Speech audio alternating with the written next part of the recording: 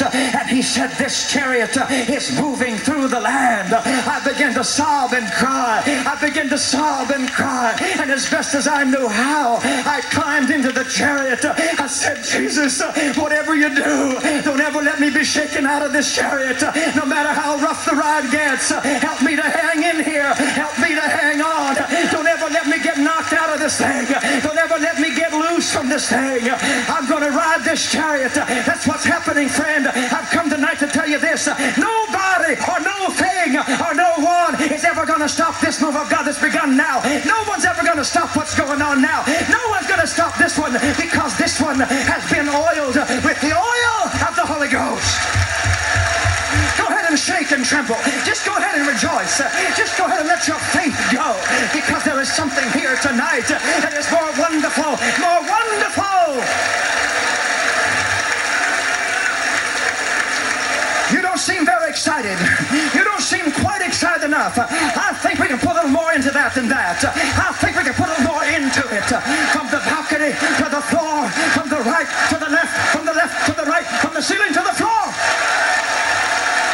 Revival is here, and it's going to go on, and it's going to go on, and it's going to get greater, and it's going to get greater, and it's going to get greater.